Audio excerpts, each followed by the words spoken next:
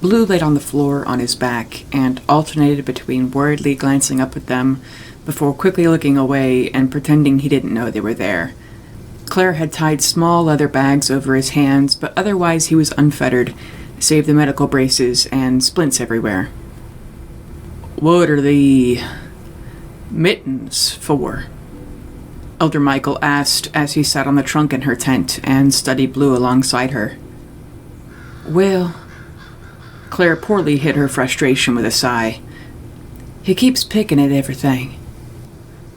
Michael nodded in distant thought before wondering, "How do you get him to let you tie him up?" "He just does," Claire explained with a shrug. "He looks afraid whenever I do it, but he doesn't fight me." "I don't know how you tell when he's frightened and when he's not." "He'll breathe hard, like he's doing now." "Is he afraid of me?" "Everyone. Even me still. We've been looking at him too long." Michael fought a laugh at the futility of it. Blue didn't move, save for his quick, shallow breaths, and he would stare at the ceiling for a moment, move just his eye to glance at them, fearfully look away, stare at the ceiling, glance at them. "He only chills out when he thinks I'm not paying attention to him." "Has he spoken at all yet?" "It's almost like he starts to. I'll talk to him pretty much all the time, just because. And if I look right at him and talk and ask him questions, sometimes he opens his mouth like he's going to say something, but then he doesn't. It's like he forgets what he was going to say." Michael frowned to ponder. "Maybe no one ever taught him, depending how long the orcs had him, and... well, Claire, you know it's very likely he has some sort of brain damage." "I know." "You've been speaking to him in common, right?" "Yeah." "Do you know any Orcish?" Michael didn't like it, but what now seemed obvious was what he had received a vision from God for in the night. Partially, at least. Mostly it had been about how Merkul was frustrated with him, from what Michael could tell. No matter how many centuries passed, the visions never got easier to decipher. While Michael had told the flock that Merkul was pleased with them for killing the orcs, Merkul had praised him for that only as an afterthought, and really he'd only been pleased that the flock was pleased. Thereby, the flock was a stronger team and more enthusiastic about future endeavors. Merkul had told him the same thing he'd been telling him for centuries, that Michael was to grow, to shepherd, and make progress. Merkul had also made it a point to express that he also knew that he'd been telling Michael this for centuries. Recruiting, training in the wilderness, murder, recuperating in the wilderness. It was a cycle that Michael both didn't know how to get out of, and one that was not working. Merkul even knew that it was now the recruiting phase, and pointed out how badly Michael was failing at that by showing him a flicker of other new souls listening to Blue speak in clumsy and near-incoherent Orcish, a clumsy and near-incoherent language itself, and showing him that people were listening to Vision Blue more than they were listening to Vision Michael. "You're so useless that the work boy would do better than you," he interpreted as Merkul's message. Michael knew that this was an insult, if not also a threat, but he felt that while this was unsatisfactory, he was also not insulted or afraid. Merkul was slow to anger, slow to punish, slow to joy or grief, but he did yearn without ceasing. The Death Fists and other factions at the church elsewhere in the world were not anywhere near powerful enough to do anything about this frustration, though, despite Michael's best efforts. So not having anything he could do in the present moment other than continue to win over Claire and a few other fresh recruits, Michael also gave in to a little spite, as the more he thought about it, he was actually a little insulted. "Here, let them listen to him speak in Orcish, and we'll see if he really will be a better leader than I. Fine. We both know that if I'm replaced, then he may as well be leading them, as incompetent as they all are." Claire sat up straight as a board. "Like 2 words?" She gasped in disbelief and locked eyes with the boy. "Hello?" she forcefully said in the language. Blue's eye opened even wider than it already was, as it slowly shifted to her. In shock, he blinked once, twice, and then from the floor he timidly whispered, "Hello?" Well, even I wasn't expecting that, Michael thought with a blink himself. Claire screamed and jumped off the bed. Blue jumped in fright, but she didn't care and threw her arms around his neck and kissed his forehead over and over and over. The boy panted in terror beneath her, but she grabbed both sides of his face in a state of euphoria and demanded again, "Hello?" After a stutter, he again nervously replied, "Hello?" Claire cackled with joy and threw herself around him again, making him sit up so she could rock him back and forth in her embrace. Still feeling a little annoyed at Mercoul, Michael's thoughts continued. "Is this what you wanted? At least she's pleased. For however long he's going to live." Michael watched her gently pull him, and he went along with it as though he was just a doll, and she sat him where he could lean his back on a pile of blankets. Claire untied his hands and was almost crying for being so happy as she cut up and fed him an apple one piece at a time. He was still basically swallowing things whole, so it was the only way she could make him eat slowly. Blue was very scared and confused as to why she was feeding him, but he wasn't about to argue. After the 12 meals and numerous snacks he'd been fed by Claire without her hurting him after or during, he was starting to figure out that she wasn't going to. After Claire scolded him for being silly and not trying to talk at all just because he didn't understand her when she spoke, and realizing that he did not understand this at all either, a fervent search began for anyone who spoke even a little Orcish. No one was fluent, but they had a few who could say 1 or 2 sentences. Blue was terrified of the 5 people gathering in the tent taking turns saying words to him. It soon became clear, however, that Blue was also not fluent in the language. He reacted to a few words, like food, eat, and water, but some like, "What is your name?" he just looked confused. Even when there was a word he knew, he displayed that he knew it usually by just quietly repeating it. His one expressive eye was the only reason they knew he recognized it and wasn't just copying them. His lisp was also terrible with his messed up face, but Orcish was a bit easier as it accounted for a Tusk lisp, naturally. One asked him, "How are you?" And he replied, "Yes," to which everyone just furrowed their eyebrows. "Can we think of any words he would have heard a lot?" Michael mused to them, smothering the sudden irrational security about how excited everyone was to listen to Blue speak, as if he had just made his lord's taunting vision come true by accident. He felt better about his place when his people looked confused, and he had to resist rolling his eyes to clarify, "Something a slave or prisoner would know." But any word they presumed he might have frequently heard, the half-rate translators did not know themselves. In any case, Claire was over the moon. She was laughing with delight each time he said something and would reward him with small treats like raisins or peanuts. He threw back and swallowed these whole like pills, but he had also apparently learned that Claire gave him things like this when he did something she liked. So after they said a string of words he didn't know and got nervous, presumably that they would be angry at him for not knowing, he would finally get one, and something as small as an almond calmed him down considerably. As they were scratching their heads for anything else he might know, one had an idea for a charade game. They picked up a piece of jerky from Claire's blue treat stash and showed it to him. "Meat," this person said. "Meat?" Blue dubiously agreed. They pointed to a cup of water. "Water." "Water?" Blue supposed. They then picked up a handful of snow and looked very promptingly at Blue. Blue glanced at the others, waiting for the one to follow the pattern. They did not, and Blue looked worried, but they held up the jerky again. "Meat, meat, water." "Water?" They pointed to the snow again. Blue blinked at the snow, then to Claire, then to the person again. "Ice?" And the tent erupted into cries of victory, which frightened him, but they were eventually able to get him to refocus. One pointed to some wood. "Fire," Blue said. Another held up a blanket. "Hair?" The tent itself. "Town." A copper coin. "Plate?" Claire hugged him and repeatedly kissed his forehead. "You ain't right, but you're close," she sighed lovingly, pressing his broken head to her chest as though enough hugs could heal it. There were also a few times that they held up items and he called it a word that none of them knew. And there was exactly one thing, a rock, that he knew the common word for. "I'll have to get an Orcish dictionary if he survives until we reach town," Michael supposed, wondering what magic he could use to help the boy speak, too. As a demon, he could understand all languages when he put his mind to it, but Blue didn't know quite enough words for that to really be useful. Michael also didn't want the group to get even more attached to Blue than they certainly would if he was able to communicate more than a parrot.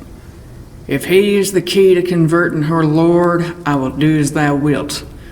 It is not my place to argue, but it is my place as your second to question." Merkul did not offer any clarification at that time. "A cleric she'll be then," Michael supposed, a bit irritatedly also supposing, "and I will find something for the warg boy to be other than a distraction." In addition to getting Blue to speak, Claire got him to voluntarily and publicly come out of the tent that day. She caught him when he'd been sneaking out to relieve himself again, and even as she gave him pieces of bread to tell him she was happy that he was outside, he seemed terrified, and she had to hold his hand to keep him from going back in. Occasionally, Blue would creep an inch back toward the door, as though if he went slowly she wouldn't notice, and Claire would puppet him another foot away in response. She only made him stay out for a few minutes, though. He was about to shake himself apart from fear, and with the cold wind, Claire found herself shivering as well. The medics wanted to repair his worst arm that day, and so they dragged him out again. And again, Blue only struggled a little, but was sobbing with terror when they tied him up to re-break the bones. Claire noticed this time, with an ache in her heart though, that when he wasn't scrunching up his eye in fear or in reaction to the pain, he glanced at her specifically with a pleading expression. Claire hugged him around the shoulders from behind and pressed her head into his, eventually using one hand to scritch his hair too. His pleading sobs and whines, begging them not to torture him, faded to just whimpers when things hurt after that. Claire actually started to cry when she realized he was pressing his head into hers in return, hugging back as much as he could, or at least genuinely finding comfort in her holding him. She made him sleep with her hugging him that night too. His scruffy head against her chest, and hurt but newly straightened out arm wrapped in its own blanket, and tucked between them so both of them could keep it safe. She gave him more medicine than a medic gave her, and tucked him in. A moment after they had settled down and Claire had been absently petting his head again, she realized that he was quietly crying. Claire held him tighter, letting out a few tears herself, and he cried himself to sleep. This would be their last day in camp before they were to head out. There wasn't really a rush, but they had just about finished sorting out everything useful and making any repairs. And there was a vague possibility of someone noticing all the orcs going missing. They didn't know for certain that there was a homeward party waiting for those that they had killed to return, but there hadn't been any women or children with them, so Elder Michael felt it time to move on before any remainders of them formed a rescue or revenge party. He decided that they would make way for a town, one large enough for their large party not to get noticed in. They always either went into big towns where they could blend in, or tiny villages where the locals would be too afraid of them to do anything. Medium towns would instantly notice them, but had just enough gumption to put up a fight, and metropolitan centers wouldn't notice them, but on the off chance someone did, the city would actually have the forces to where the flock would be in trouble.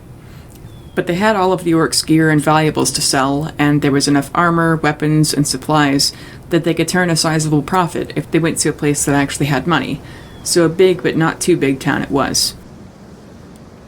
When they started loading carts, tackling horses, and tearing down tents, Claire was worried about Blue freaking out about having nowhere to hide. She had ensured every bandage was freshly changed, every brace and splint was tight, she dressed him up in layers of warm clothes, and was able to very slowly and gently get him to come out of the tent on his own. He shook with fear as he locked up at her, and then with all the commotion around camp. "We're moving," Claire informed him, and he just looked nervous and confused as always, never knowing what she was saying except for the handful of orcish words she'd been sure to memorize. Claire took their biggest and heaviest blanket, cut a hole in the center, and wrapped it around him like a poncho. Blue was swallowed by it, and while he still looked concerned about being outside and all the people, he was no longer fully terrified. "A mobile tent," Claire declared proudly. She then packed up her and Blue's clothes and other little things they would immediately use on the road, all of his medicine, snacks, and other supplies. She then set these bags down and dragged the trunk outside of the tent next to him. She then made him sit on top of the trunk to keep him off the snow until it was time to really head out. Blue looked back to the tent a few times, but Claire pointedly shook her head no, even using his approximate orcish words. "No town." Being able to tell him yes and no had done wonders for his anxiety too. But when he glanced back again, she wasn't sure he understood her, or was maybe even considering disobeying her, So she went ahead and pulled the tie lines, collapsing the teepee structure so he couldn't crawl back inside. The weather was warm enough that day to where they could comfortably be outside as long as they were properly dressed, the sun glinting hard off the snow. She then went off to do her part and helped everyone tear down and pack up, leaving him to be for a few minutes. Later, Claire noticed with a spike of adrenaline that Blue was not on the trunk where she'd left him. She jogged over looking for him while hoping he was just relieving himself, and she nearly started panting as she didn't see him over in that area either. Just before full panic struck, she heard a voice of another flock member gently chide, "No, Blue, no cage again. We're gonna put you in the cart with the kids and the old people and the pregnant lady, Mrs. Carlotta." Claire gasped in relief to see a woman who just went by the name Toxic standing in front of the orcs' row of cages, closing the doors to them as Blue made a pained expression after having crawled that far. As Claire ran over, Toxic gave a half laugh. "You need to tie up your dog, Claire." "No," Claire groaned. She gently took the sides of Blue's face. "No cage." Blue looked nervous, and his hands shook a little, even while on his hands and knees, as he glanced again to the one he'd lived in. "No," Claire ordered again in Orcish, pointing to the cage and repeating, "No," to Blue's dismay. "He's probably used to them putting him in that when they moved," Toxic reasoned. Claire resentfully agreed with that hypothesis and hoped Blue could be calm about the change in pattern. Seeing them, several other people came over, and after explaining the situation, they helped Claire carry and put him into the very cart Toxic had informed them about. Claire absolutely did not like doing it, but Roxy offered her a set of manacles, and she chained one of his ankles to a rail in the cart, making a little bed for him out of blankets and tucking him in just like she would in the tent. He would have to learn to exist and travel in the open, but Claire was hopeful as he hid under the covers with just the top of his ragged hair sticking out like a child afraid of a ghost. She patted his head and kissed it, but then felt confident leaving him alone and focusing on working. By noon, the caravan was off and moving. Their own mules and oxen and horses mixed in with the orcs, about 20 wagons in all. Claire sat atop her trunk in the infirm cart, knees on either side of Blue's head as he sat beneath her. Claire leaned around to look at his eye, following his gaze and watching him watch the pile of orc corpses smolder in the distance. He had a weird look, one she hadn't seen on his face before. Blue sat up just a bit as the last of the wreckage of the camp disappeared over the horizon of a small hill. When there was nothing left but a column of black smoke, Blue blinked a lot, and then fell back against the trunk with a thud. Claire couldn't help but pet his bandaged head. "No more orcs," she promised him. "No more cage. Never again." He had no idea what she said, Claire knew, but he leaned his head on her thigh, and she felt that was more than enough. They traveled 4 days, only minor hiccups with carts occasionally sticking in the snow and having to cross frozen rivers and such. They came upon one group of Yeti, but the fighters in the group were easily able to dispatch them, and there was much debate over whether Yeti were humanoid enough for eating them to be considered cannibalism. They ended up deciding on just butchering the meat and seeing if they could sell it or the bones and hides to a collector or other oddity dealer in town. There were also a few in the group that had no such qualms on the meat they consumed and made some quick snacks and sorted away bits for proper cooking later. One offered Claire, and by extension Blue, some, but while she knew Blue would eat anything, she would not let him eat Yeti while they had other options. Even without them being able to work on him while they were on the road, Blue was seeming to get better every hour that passed and every mile they traveled away from the orc camp.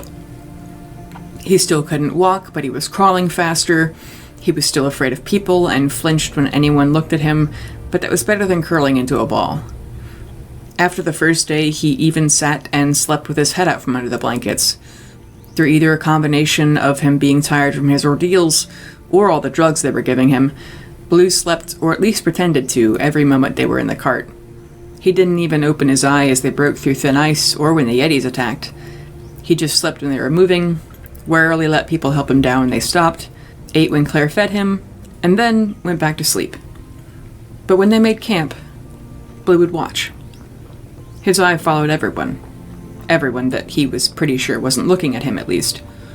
He watched the fighters with fear, he watched Elder Michael with fear, Lewis with fear, the animals with suspicion, But the other children in McCool's ranks he watched with the same weird look that he'd given the last bits of the orc camp. Blue was still very afraid of fire. Claire would try to lead him to a campfire when they stopped to sleep or melt water for the animals, and he'd be like a ship anchor in the snow. Even her method of gently pulling on him like a doll got her not much of anywhere. As soon as he saw the light and felt the heat, Blue stayed right where he was, and clearly begged her not to take him closer with all the might his one eye could muster. "What are you afraid of?" Claire found herself asking, even as she already knew. "The thousands of burn marks? How your hands are pretty much exclusively burn marks? That's what you're afraid of." The imagined visions of orcs burning Blue and the whimper down from his soul as she tried to pull him toward it one last time stole all of Claire's desire to force him closer. Others even offered to help carry him, but Claire refused. She just brushed the snow aside in a spot that was close as she could get him, and made a two-man tent out of tarps and blankets. The other tents they had were too much trouble when they were on the move, but Claire tucked him in, and they tightly spooned the few additional nights they spent above the cold line. At the first blades of grass, that was when Blue really changed. When the sun warmed instead of just cut through the cold, when the first breeze caressed their faces instead of slapping them, when they heard a cricket under a bush and a cicada in a tree. Blue's mouth was always a little open, but now it was fully agape. When the snow petered out at that magical line, without so much as a single word of instruction or collaboration, the entire group stopped and they all stripped their winter clothes, digging through trunks or just cutting their underlayers into shorts and shorter sleeves. Claire happily undressed Blue when she herself was out of her boots and furs, leaving the boy in just skivvies and the thick wool blanket he wore as a poncho. He was still wrapped in bandages head to toe, and so she worried about him overheating, but without the blanket he looked like a turtle naked out of their shell, so she let him keep it. Claire did make sure to not let him cover his head in the blanket for a while, though, near forcing him to overcome his nervous habit of pretending not to exist so he could experience summer, so he could experience the South. Blue was nervous, but as she saw him watch his first warm sunset, they both quietly hid tears. When they were a few hours from town, Michael stopped to give them the pre-town brief. His people were giddy. They'd not seen any faces but each other's in months, they were sweating for the first time in months, and the looming call of the city of Kilgrath that came along with the uplifting weather sang to them like their lord only dreamed he could. Michael surveyed his large platoon of crackheads and spoke simply and slowly to get it all through their thick skulls. "Do not kill anyone in town. It is currently unhelpful to kill. Do not steal anything in town. We're about to make a ton of money. Do not do drugs in public. Do not wear all black in public. Do not speak of McCool in public, and perhaps not even in private. If the townsfolk goad you for any reason, just ignore them. Do not fight anyone. If you get arrested, depending on what you did, we might leave you behind. If you cannot abide by these rules, then stay outside of town in the junkie camp with the horses, mules, and the rest of you that I don't trust to not get noticed. Remember, if you fuck up, you could be putting us all in danger. This is not a time to measure dicks to the locals. We're getting supplies, selling supplies, relaxing just a little bit, and then we're getting back on the road. Everyone understand that?" Many nodded, and a few actually vocalized yes. Michael made uneasy peace with that, and ensured that those who were on his blacklist were carefully watched by those he could trust. They unpacked half their camp, repacked carts with things they could sell, made lists of things they needed, and Michael distributed a bit of pocket money to everyone who was going into town, and those who could not made lists of things they would buy if they had been allowed in for someone else to shop for them. Many that had to stay were bitter about it, but most were those that had already screwed up in previous towns, and so it was justified and few pitied them. It made Michael feel like he was a parent punishing a child, but as their shepherd, it was what was to be done. He walked around assigning groups of people who were to stick together and helping getting stories and appearances straight. They couldn't all enter at the same time, looking the same way with the same gear, without being suspicious. He made group leaders, allowed couples, groups of best friends, and split up troublemakers and clowns. He arrived at where Claire, Blue, and an older dwarven veteran they had the honor of traveling with, named Loven Khan, were laughing and giggling as Loven Khan expressively juggled what appeared to be painted avocado seeds. He was hiding them in his coat sleeves and tossing them into his great black turban when Blue wasn't looking, absolutely astonishing and delighting the warg boy when he revealed these magically hidden balls. Claire and Loven Khan were absolutely astounded and delighted in return at the sight and sound of Blue's amazed gasps and his very first known, even if contorted, smile. Even Michael's cold, 2,000-year-old heart felt the Everest glimmer of warmth, like that of a freshly blown-out match in his chest, while he listened to Loven Khan's deep bellow, Blue's nervous but happy wheeze, and Claire's unabashed cackle. Loven Khan snuck a green ball up his sleeve, only to make dramatic pops and clicks and draw another from his other sleeve, as if it had come from Blue's ear, presenting him with a ball covered in paint matching Blue's namesake, pantomiming to him that he could keep it. Blue looked touched by Loven Khan's kindness, then started to take a bite out of it, and they all laughed so hard they nearly lost their breaths, pointing between some wood and the ball and using the off-orcish word or two to explain that it was not to eat. Claire gave him a dried apple slice instead, as he understood, and Claire cooed through giggles and patted his head.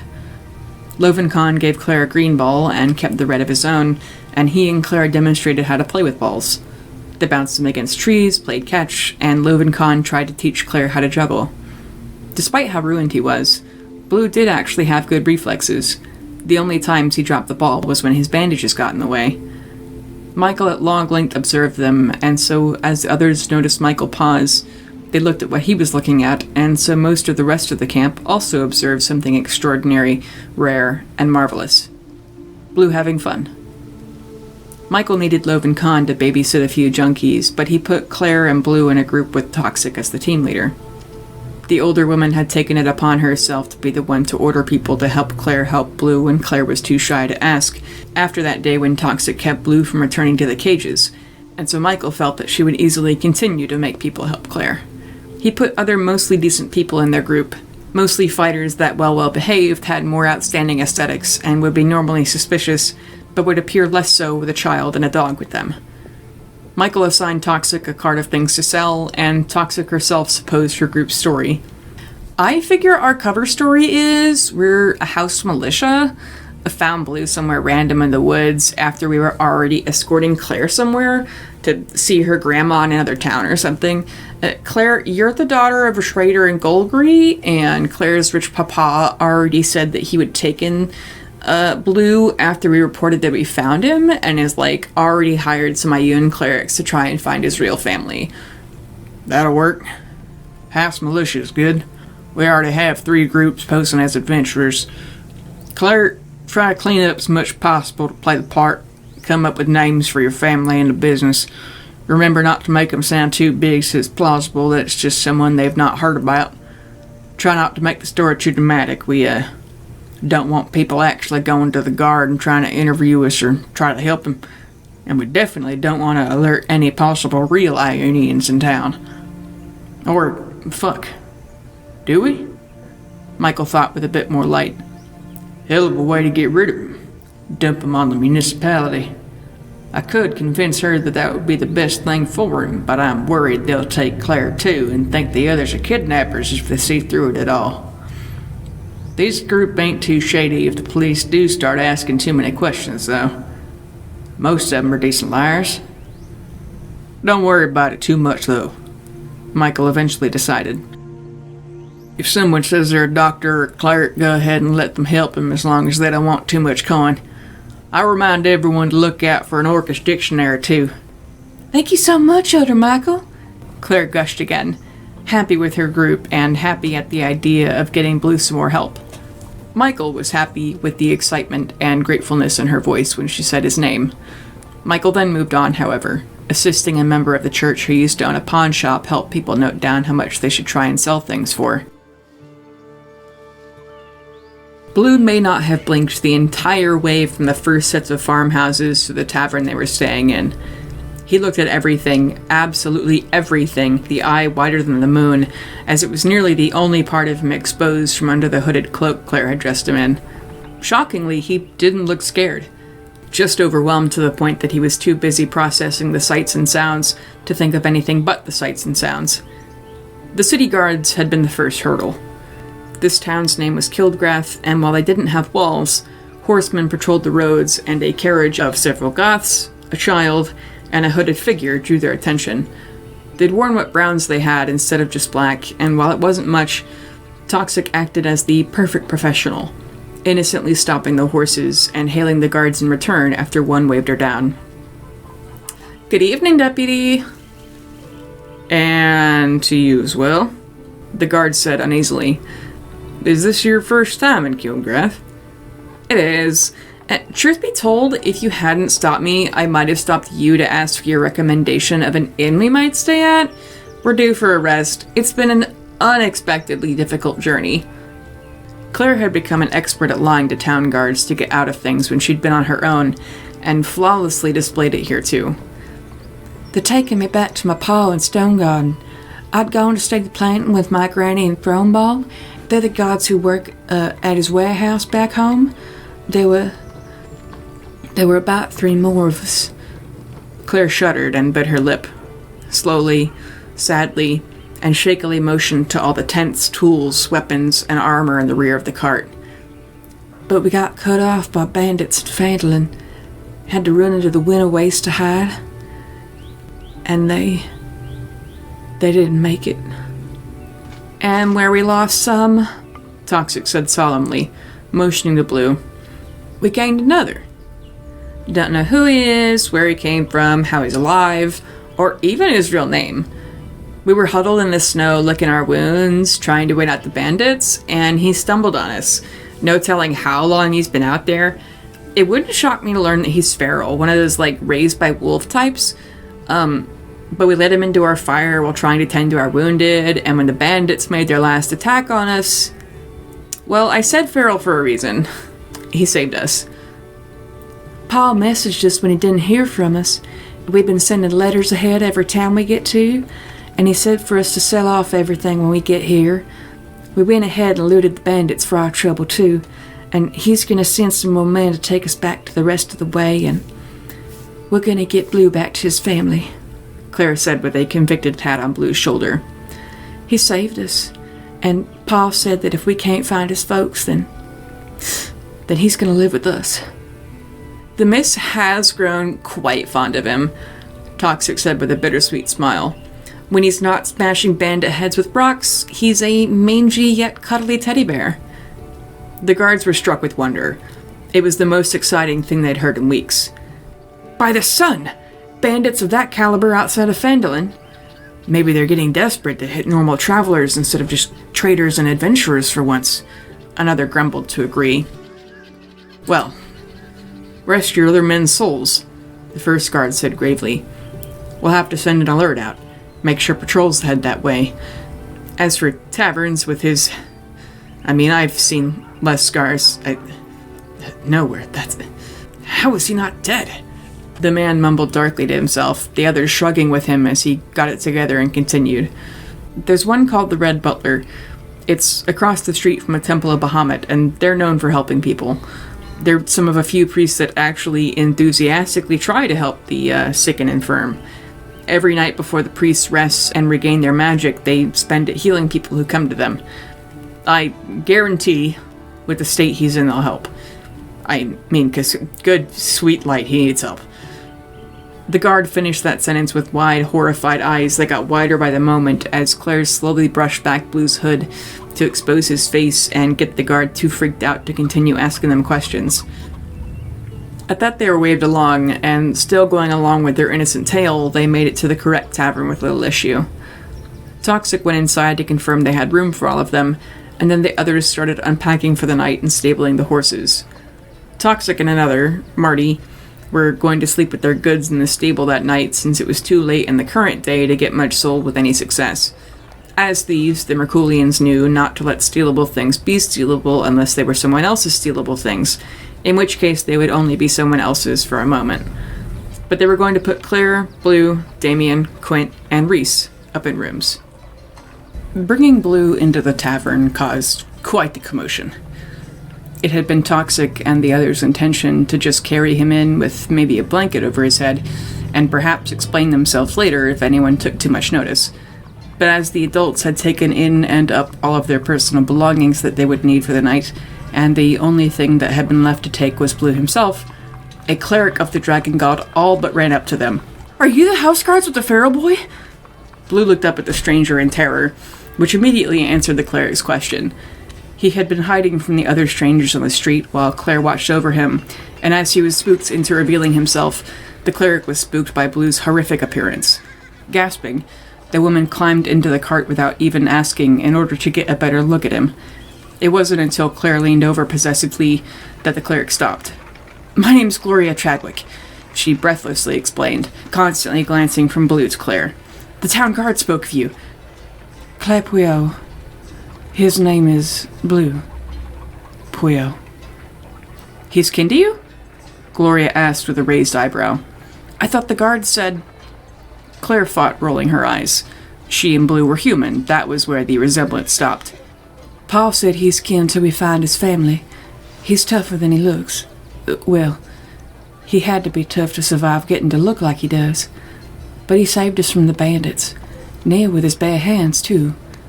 So if we never find his folks, then he stays kin." The cleric nodded with respect. "It's a pleasure to meet you. What was your original last name, Mr. Blue? We might be able to help put feelers out as well.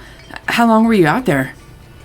Blue nervously looked up at Claire, and the girl resisted rolling her eyes at the cleric again. "He don't talk. That's why I call him Blue. If he ever had names, he don't know 'em. At least we don't know how to ask. He knows a few Orcish words, but no sentences. And he don't know no common at all." The cleric gasped in wonder again. "I'll have to see if there's anyone in the temple tonight who speaks it. In the meantime, what are his worst injuries? We might be able to recruit someone who can do more reconstructive surgeries. Healing can heal, but it can't reshape or replace. Or at least none of us here can." Claire no longer thought of rolling her eyes, flushed with the dream of getting Blue better. Also relieved when Toxic finally came out of the tavern again, and Gloria introduced herself to her too. The first things Gloria did right there in the cart was heal his already reset bones the remaining way. Claire pointed to his worse, if now straight leg, and all it took was the cleric touching the bandages, and a great white light flashed from her hand. Blue yelped in terror and jumped a full foot away, Toxic thankfully there to grab him before he fell out of the cart. But there Blue froze, just staring at his leg that he'd moved without pain. He just stared at it. And then he looked at the three women looking at him. He looked at Claire even harder, and she waved him on like she was a parent telling their kid to open a present. With his few remaining impartial fingers, Blue struggled with the bandages to reveal a clean, barely there scar from the surgery. He poked the scar, bent his knee in and out again, and then he just collapsed into Claire and absolutely would not let go of her while he stifled bewildered half-screams into her chest. "I'd love for him to be able to walk," Claire choked out, both through tears and through Blue's iron-strength arms. In a matter of hours, with the help of 10 clerics, 2 surgeons, and a dentist, Blue clutched a set of crutches. Toxic and a helpful priest that someone had called from a different temple across town to help them held him under the arms, and Claire stood a few feet away, beckoning to him with her hands. 1 foot slid across the ground, then foot 2, crutch 1, crutch 2, foot 1, foot 2, crutch 1, crutch 2, and Blue grabbed Claire's shoulders before clutching her and screaming into her neck as she laughed so hard that she cried, while about 20 bystanders cheered. They were famous for the night, the bar patrons buying Claire and Blue food and being amazed as he seemed unsure how to sit in a chair or how to use a knife and fork to cut things up. Also buying Toxic and the other house militia drinks. Blue had taken a steak that had been bought for him in his bare but no longer bandaged hand to rip bites out with his teeth, and if someone tried to take it from him, he looked like he was going to be sick or pass out. Once Blue's amazement and elation from being able to take a few steps at a time faded, he was terrified of the townsfolk and clerics once more. As he studied the first building he'd been inside of for what was likely years, if ever, and as the townsfolk studied him, he trembled so hard even as he ate that he was shaking the table. They took him upstairs to their room and were assured by a dozen people that if they needed anything, all they had to do was ask. When the door was closed, Claire just sat with Blue on the floor, hugging him before getting up to lean his crutches against the wall. She ensured that he ate the rest of his meal, and he did so thankfully, at first ravenously out of habit, and then seeming to savor every bite. Claire agreed. It was the best thing they'd eaten in weeks. No offense to the camp cooks, but having a proper kitchen made a difference. Claire helped him take the rest of his bandages off his body to see what was left. There were several new but clean surgery scars amid the ragged ones from his old life, and she and Blue just sat back poking his legs and laughing as he felt no pain for the first time in years. Blue was still a bit wobbly-legged. One knee and one hip were stiff despite the bones finally being whole, but he tapped his heels on the ground and wiggled his remaining fingers and toes, and smiled at her with his shredded yet adorable grin, his eyes scrunched up with joy even if the other was still a hollow socket. Claire felt like she was floating on air, and dreamed about teaching Blue how to dance. The only open injuries he still had were some more recent burns, remains of deeper bed sores, and shallow lacerations from a dog bite or two. Magic healing fixed what was the worst first, and the clerics had used all of their spells on him, but those were the only things left. When things calmed downstairs, Toxic informed them that there was a bathhouse nearby, and she'd gotten them all slots to use it. While Blue could now, by several dozen miracles, walk, he was still very slow and stiff and tired quickly. But the others helped him along, and he was for once not afraid of the people helping carry him, because their surroundings were still just too foreign for him to think of anything else. They made their way across the wooden porch and around a muddy alley. Blue jumped back from a rogue chicken as though the pecking creature had been a tiger. He saw a beggar pass them, and while they looked very similar, the beggar was equally terrified by the visage before him. Blue was distracted by a bakery with wonder, a blacksmith's forge with awe, and he was obviously thankful to be out of the whirlwind of people, colors, and buildings when he and Claire were left alone in one of the bathhouse's suites. She sat him on the wooden bench, undressed him, pat his head, and it was not until that point that Blue noticed the tub of steaming water. Blue felt like he was on top of the world. He felt so good. He could walk again. Maybe a stumble here and there, but he could walk again. Every single time he so much as glanced at the human girl who'd saved him, his chest felt like it was going to explode with all the warm heart feelings. They were somewhere that had more humans than Blue had ever seen before. They went from the cart to a huge white tent of the dragon god where they had done magic on him until he could walk, then to another wood tent, and now they were going to yet another wood tent that was very humid. It was warm, it was wet, the wonderful human girl was here. She took his fur and patted his head, and he felt exposed even without fur, but even so, Blue drank in the wonderful feelings of how good it felt to walk, to be alone with just his favorite safe person ever, to not be in pain or sick at all for so long. He was safe. The wonderful human girl was safe. He wished he could thank her for all she'd done for him. He was so happy. Until he wasn't. Hot water. Blue felt himself gasping in breath when he realized that it was there, and immediately felt like he was suffocating. He felt the warm heart feelings go away all at once, and all the wonder and joy about how the magic humans helped him instead of hurting him, and the ecstasy about his legs not hurting and that he was able to move them again, and how much the warm heart feelings the human girl gave him when he was around her were slashed away, and all he felt was the cold, bad fear. A hot water. A big, hot water. He rarely even drank water. He ate snow. Snow was safe. Big, hot water was not safe. Blue was assaulted by memories of hands and face hot, hands and face screaming, melting, burning blisters, meat falling off, hot water. He knew he wanted to run away. He knew he wanted to scream. They only showed him the hot water as a threat. The steam was a soul-shaking growl and hiss. Blue didn't run or scream even though he wanted to, because he knew that she would never hurt him for fun or because she was angry. But he also knew that she was going to boil him. That was what bringing him to the hot water meant. Blue desperately tried to remember what he'd done wrong. He tried to look at her and see if she was angry. She'd never been angry before. Blue wondered if it was a good thing to have flesh blister and melt off. Sometimes things she did to him hurt, but then he would feel so much better later. Blue couldn't think of anything that the hot water would fix, though. It hurt so much, and they did it so many times. Blue would have given anything to her if only he knew how to ask her what he'd done wrong or what she wanted. If he knew how to talk to her, he would scream his begging and pleas. Blue? It's just water. What's wrong? Claire was confused. There wasn't even a fire in the room, but Blue was so terrified as he sat naked on a towel that he was starting to cry. Boiling water, I understand. But what's scary about bath water? She absently ran her hand through it, and he locked up in horror with a gasp. Turning to look at him, it was as if Claire had just stabbed herself. His eye was wide, and he'd started to lunge for her, but then paused as she didn't react. Blue stared at her, panting, looking Claire up and down repeatedly, expecting something.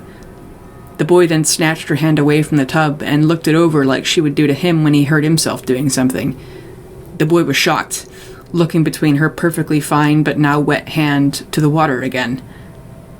Eventually he let go, but backed away again, more confused than afraid, but still not trusting it. Claire made eye contact with him and plunged her hand in the water all the way up to her elbow. He gasped again, but as he raced to pull her out, Claire put her arm in all the way to the shoulder and shook her head no. Blue just sat back and clutched at his hair then, horrified at what she was doing. Eventually, Claire took her hand back out and showed him that she was completely fine again. The boy still looked miserably stressed out. Claire took his hand in her wet hand, and he whimpered with real fear as she moved them closer, but trusted or just obeyed her anyway, and ever so slowly she dipped his hand in with hers. When the pain he feared didn't come, she witnessed the boy have an epiphany. His whole body had been so tense that when he realized nothing was going to happen, it was as if he broke. A spring in him just popped. Blue realized he was experiencing something pleasurable, like the hair grass sheets she'd wrap him in, the soft hide armor, the hurt-fixing goop, the flat snow ropes and the rock snow they made him breathe and the white rocks they made him eat. That Claire was being very, very nice and not turning on him to boil him alive like he'd feared. Of course she wouldn't. She would never hurt him. He knew that. It was something nice. Again. He didn't know how to tell her how thankful he was that she was being so nice to him. Again, always. And with their hands still in the warm, good water, he just half collapsed with his face on her shoulder, and they hugged with their free arms. Blue cried almost the entire time they were in the bath. Sometimes from fear, from memories of old hot water, and sometimes from relief or even joy, especially as she washed his hair. Claire had cleaned him up as best she could with the rags and buckets on the road, but now as they luxuriated in the hot water that reached all the way into their bones after having been above the cold line for months, or in Blue's case, years, she scrubbed every inch of both of them, and both of them turned a few shades lighter as she scoured every molecule of dirt away. Based on her own sore feet, Claire could only imagine how good the hot water felt on Blue's broken body. She had packed clean clothes for them to redress in, so when the water went cold, she patched up all of Blue's remaining but comparatively small injuries again, and they both just sat in the steamy room and basked in the feeling of being clean. When the others were ready, they slowly limped their way back, half carried Blue up the stairs, and Blue happily sat on the floor again. There was a chair in the room, and while they had sat him in one in the tavern area, it was almost like his back wasn't meant for him to sit that way. He was still obviously overwhelmed by the building they were in and the miasma of the most non-orcs he'd ever seen at once. "Bed," Claire ordered him. Blue looked confused. Claire made big motions toward it and pulled his arms, pulling the blankets back as well. With his shaky legs, he used her help and leaned on the chair to stand, wheezing through what passed as a smile on his face as he took a few more steps. She guided his collapse onto it, and when the boy fell into the down and straw mattress, he was stunned. Sitting down next to him with a huff, Claire demonstrated laying down on it. After another moment of wonder, Blue absolutely dead limp flopped, and as he bounced, they both let out giddy laughs. Claire wrapped her arms around his shoulders, and he held her arms in return, and they just lay as though they'd be absorbed, marveling at the softest thing Blue had ever laid on, and how he was as comfortable and as clean as he'd ever been. They slept immediately, Blue just going into a sort of euphoric trance, and Claire drifting off as she felt relief like never before, accomplishment like never before. They were warm, safe, clean, fed. Blue could walk. She barely knew more than Bahamut's name, but thanked him profusely, considering going out and hugging the priests who'd helped them. She'd thanked them in the moment, but had been too happy to really know if they knew how much she truly appreciated it. Claire thought about Mercoul, all the people in the flock who'd helped her get this far. "Thank you, Mercoul. Thank you. I love him so much, thank you," Claire prayed. She pet Blue's head and desperately hoped to find an Orcish dictionary while they were in town. Michael unlocked Claire and Blue's room with a flick of his wrist and a snap of magic. Toxic had said that she left Blue, Claire, and Reese to hang out at the tavern while she and the others went off to sell things, Claire and Blue easily staying out of trouble as long as they stayed put, and Reese was big and scary enough to run off any trouble that might come looking for them. He'd been sharpening a dagger in the tavern for the last 6 hours just to keep up appearances that the house militia was not abandoning their charges. The shutters were closed to the noon sun, and the pair were spooning indeed as if Blue was just a big dog. It appeared as if they had not left their bed since getting into it, and they didn't even twitch as Michael opened the door, though in their defense he did it supernaturally quietly, after he'd teleported into the hallway to avoid being seen. Holding in all of his rage, Michael lifted the book, admiring the adorable children cuddling, before slamming it into the bedside table. "Teach him 'bout Mercoul." Claire had jumped a full foot out of bed at the noise, and the boy barely moved. "Michael? Oh, Michael! He can walk! He can walk!" Even at her nudging him, the boy didn't move. "He's accustomed to luxury so fast," Michael grumbled. He hadn't wanted to get out of bed that morning either. "Well, I didn't think how he's not in much pain anymore. I still gave him his medicine last night and this morning." "Don't let him be a junkie." "Oh, I won't. Toxic said to take him off it slowly, though." "Yes. He'll do most things slowly, I imagine. Save getting walking." Michael had already heard about that through gossip from people on the street before he had magically spoken to Toxic, not even from one of their own people. "Something wrong?" Michael motioned to the book in response, instructing the girl again. "Teach him about Mercoul. I'll be back tonight." And with that, he left. Behind him, he heard, "What? Oh, thank you, Elder Michael, thank you." Michael had not been able to remember if Claire could read, but he supposed that she could well enough if she'd deciphered Orcish to Common lexicon. Michael now just hoped no one had heard her call him Elder. All night, Michael had been plagued by visions. Visions of the stupid cripple in prayer right next to him in ceremonial robes, in mass prayer with his flock and even other sects of Mercoul. He saw Blue speaking with a multitude of different religions' priests, then fighting alongside them with his mangled hand barely able to hold a weapon. In the dreams, Blue had an aura of black smoke around him, and his weapons pulsed on contact with godly smite. Michael had briefly checked in on all the groups in the city in the early morning, only having to get close to them and use a few spells. They wouldn't actually be seen talking to him. He was pleased that some things had sold, most had taken the night to relax, and the one who had escaped the junkie camp had been quickly taken back to the camp and throttled by her companions. All in all, a pleasant evening according to his current understanding of pleasure. However, he was not pleased to understand that Blue had already made such an impression with the locals. He was not pleased that Blue was now unlikely to die of natural causes, and would therefore continue to be an immense waste of time. Michael was not pleased to understand that his god specifically wanted him to continue to waste time on Blue. He was not pleased to conclude that he needed to figure out what Blue's past was before the locals did, just to make sure that Blue wouldn't rat them out or have something important to say. As always, he never knew if his god's visions were instructions or warnings, and all Michael knew for certain was that he and Mercoul were both similarly annoyed at each other. Mercoul's fixation on Blue could only be explained by Michael's desire that he would disappear. "So you want me to train, recruit, and coach the retard, do you?" Michael seethed. "Or am I just that replaceable?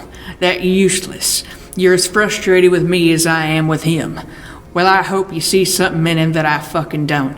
Because if you thought we were slow and directionless before, then wait until he gets in more than just Claire's way. Or, God, have her be worth the idiot, okay? If this is all for her, then let her power be worth Bahamut priests now watching our every move. That book was 4 gold. I bought horses for 10. Between not knowing Orcish, knowing how to read in Common but not being great at it, the differences in the Common and Orcish alphabets, and Blue's adorable but incredibly pronounced lisp. Even with the dictionary, Claire was having a great deal of trouble. She'd got them up, dressed, fed, stolen some scratch paper and a pen, and was now furiously and frustratingly slowly translating sentences she wanted to say to Blue. She was using the alphabet conversion chart in the back and writing the Orcish phrases out in horribly bastardized phonetics, then writing down what Blue had said in horribly bastardized phonetics so she could try and find the equivalent letters to translate it back. Asking Blue to repeat himself was just as frustrating as if he hadn't said anything at all. By the time she figured out that one of them had gotten a word wrong, Blue had usually forgotten what he'd said. Eventually, she had enough to ask, "Do you know what I'm saying?" Blue blinked in surprise. "Yes." Claire didn't know what to say next, and spent another few long and frustrating moments with the book. Eventually, she supposed that she should ask the things that were most important to her first. "Are you in pain?" "No," Blue said with flushed wonder. Claire didn't know if that was exactly true, but Blue probably felt so, at least compared to how he'd been. Claire then thought of Michael, of how terse he'd been. Maybe he was just in a hurry, Claire thought. It was not pleasant to imagine that Michael was displeased with her. She supposed, though, that since Blue was able to walk, that Blue was better, and so she had fulfilled the requirement that Michael had originally set. Claire had thought they'd be in the crawling phase much longer, and realized that she hadn't even thought of what she'd do at this point, not even sure she'd get here at all. Can Blue become a Maculian? I mean, am I even one? They had been shown extreme kindness by the Bahamut priest just recently, and what the flock did was terrible, but just like the guards had said, few religions actually tried to help people. Merkul was at least doing something about the eternal suffering of the poor and oppressed, even if it was murdering them. Claire pondered, but in the meantime Blue expectantly looked at her, and she worried about what would happen if she disappointed Michael, especially after all the work he and the others had put into fixing Blue. Her nerves got to where she just considered getting back in bed and forgetting it, but she wouldn't do that as much as she couldn't risk Michael making her leave Blue somewhere. The priest had even said they would take him, and Toxic and Claire had to insist over and over again that they felt obligated to do it. Eventually, Claire came up with how to start. Do you know what we do? Blue spoke with much less enthusiasm. Fight. Move. God. Do you know the god? Makul? Blue furrowed his eyebrows a bit. He hesitatingly spoke with more than a bit of worry and trepidation. God dark, but you not dark. You only see God small, but others. Makul is a dark god, but the others are kind. We don't hurt our own. We will not hurt you. Others help fix too, Blue admitted as he remembered that. Not all bad. Then not all bad, Claire agreed, taking his hands in hers as she said it. They're not all bad. What do? Blue asked her. What you and others do tomorrow, and tomorrow, and tomorrow. Blue couldn't think of the right words, but Claire was pretty sure she understood. We'll rest in town and then travel. They won't find ways to destroy the Earth, and we have to kill every person on Earth so everyone can go to heaven and not have to be here with bad people like the orcs. And that's what we do, is look for knowledge and tools. Blue looked incredibly nervous. His eyes scrunched up. If he had lips, he would have bitten them, and it was clear that he was using every bit of his limited mental power to try and stop shaking. Like this, his lisp got even worse. What? She had to ask him to repeat it multiple times until she could parse out what was nerves, what was lisp, and what was words, but she was relieved when she finally figured it out, giving him some good news. Yes, we kill orcs. We fight a lot of things in the woods. Often orcs, and not usually groups of that size. We fight everyone, not just orcs. Fight Jason? Who? Stephen. Step on? Stephen. Stephen? He nodded, and Claire gasped. It was the first time he'd ever spoken a name. No, we did not fight Stephen. Hurt Stephen, no? No, we did not hurt Stephen. She sorely hoped so, at least, but she couldn't imagine anyone or any animal in the orc camp that would have that name. Where is Stephen? The boy looked around for a moment before worriedly shaking his head. Who's Stephen? Claire asked. Stephen, Blue whispered, looking around the room and then braying to no avail, furrowing his remaining eyebrow in frustration as he was unable to remember the words. Stephen Cage. Stephen's another warg? Stephen human work. Cage. There's another one like you. He seemed to ponder a moment before shaking his head no. Are there more people in other cages? He expressed no again. More humans dead. No humans. You were the only human. Stephen. The boy crunched up his face, trying to think of any word that could help, but he ended up just grimacing and repeating himself, knocking on the floor and pointing to it. Human work. Oh! Yo, Stephen?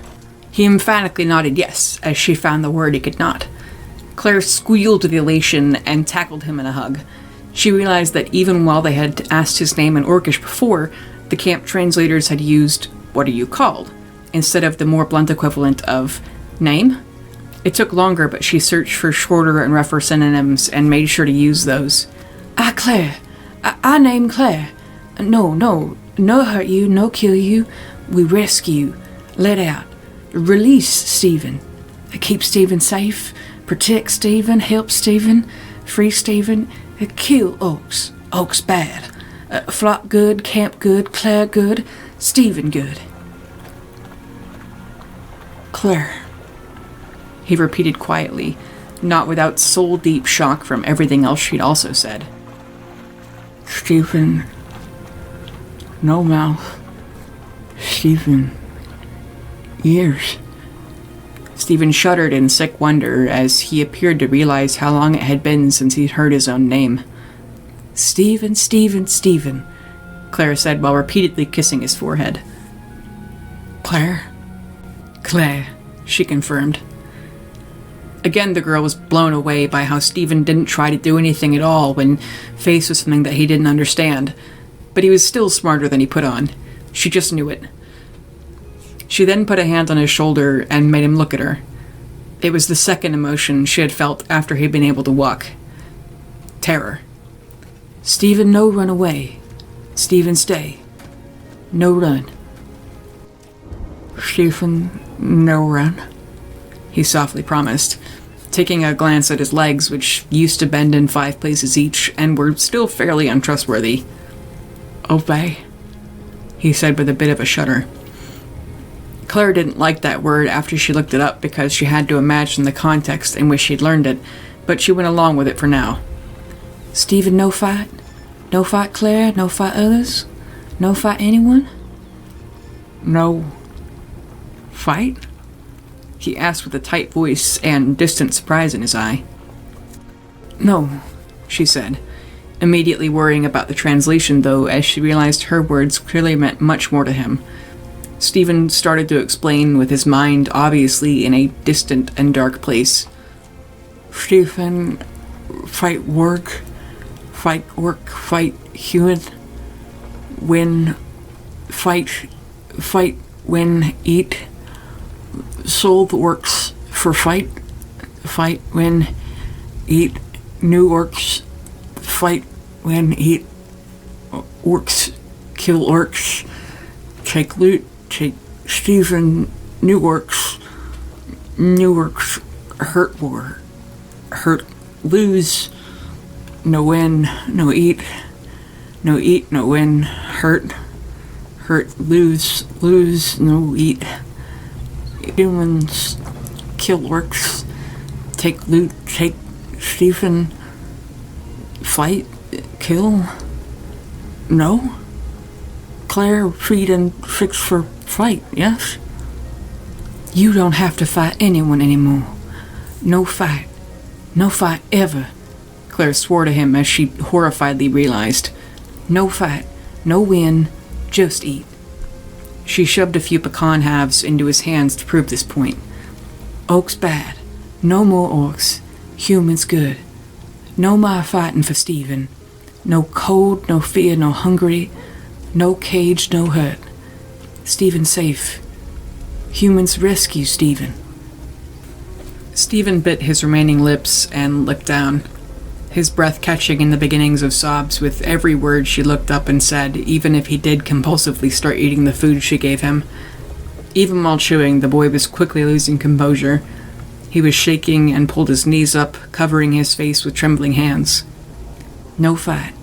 Oak's dead. No cage. No fight. Stephen safe. She promised him again, scritching his hair and pressing his face to her chest. He gasped a few more heaving breaths before collapsing to his side and curling into a tight, quivering ball, and so Claire led him to their bed again. She laid a blanket over him and then half laid on top of him as well, hugging him to be a comforting weight. He tried to suppress sobs and could actually keep it down for the most part, eventually petering out and stopping. Claire then realized that he'd fallen asleep. When they woke again for dinner, Claire remembered Michael's instruction. Wanting to make sure that if Stephen had heard McCool talked about before that he would know it was the same god, she furiously dug through the M section of the dictionary, but could not find their god's name anywhere. She still found it hard to think of Mercullus or anything, but supposed that perhaps his name was in the universal tongue. She had written out several of the first things that she remembered being taught herself, and drew his symbol, a skull inside a triangle. You see McCool? She asked Stephen while she pointed to the drawing. Know him, he replied. She was set back a bit before she remembered that blue was never all there, and neither were her translations. You hear McCool from Chief Michael? She supposed Stephen would recognize him as their leader if she phrased it that way, and would get into specifics later. Fairy. What?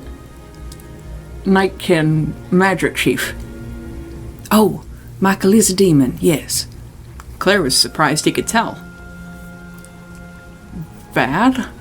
Stephen asked with a squint. Michael good, Claire told him. It wasn't exactly true, but she really just wanted Stephen to know that Michael wasn't going to possess him or steal his soul or anything. Long story. Many years ago, Michael went to fight demons, but his group lost, and so Michael sold his soul in exchange for getting his friends out alive. The demons turned him into a demon, but eventually he escaped and made it back to McCool. McCool's trying to find his old soul, but the demons still have it somewhere. But if Michael dies before then McCool will make him a new soul, so Michael will go to heaven. After several repetitions, synonyms, and pronunciation hiccups, Stephen just sat back and stared at the wall with a wide eye. Long story, Claire agreed. Name, Chief? Stephen asked her to remind him. Michael. Claire was glad there was an Orcish word for it. Elder Michael. Old, Stephen agreed. He knowingly tapped what remained of his nose. Smell old, strong fairy. Stephen smell fairy? Stephen smell witch, smell fairy, smell god magic. Orcs make Stephen fight slaves have magic. Magic weapons. Stephen smell. Stephen win. Stephen tapped his nose holes again, and around his wrecked mouth he had the ever smallest smile. Is that pride? Claire wondered. Smell McCool? Smell, drink, taste, Stephen said emphatically. Chief Michael, yes. Chief Michael's sword. Smell, giant smell. Claire knew the weapon. The communion blade. It was said that the hilt was made from one of Merkul's very own ribs. Stephen went on, describing when he had smelled Merkul's magic the most. Prayer, Orc god smoke, Merkul god clouds, god dark, but song good. Face water. The boy made the motion of a tear falling down his cheek.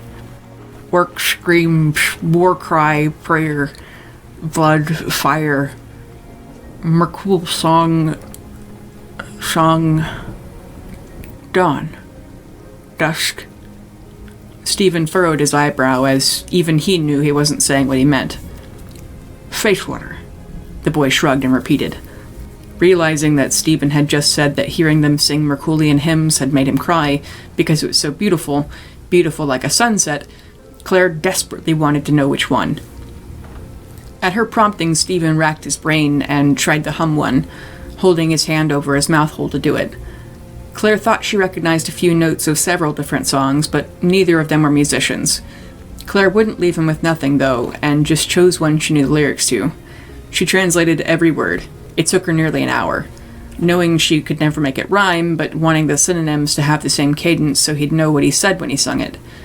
In this long pause, Stephen revealed that he still had the wooden ball Loven Khan had given him, and rolled it around on the floor while she worked. But he stopped and listened intently once Claire finally had it. Hearing her sing the melody and teaching it to him made him cry again. Claire was so happy that she cried too when Stephen's eye widened in content but agreeable understanding when they were done, when he understood what their god was about. No more orcs, no cage, no more pain, no more fear, no more fighting again for anyone. Merkul was about the end of life, the end of it all, the day when they would all be free and fly away.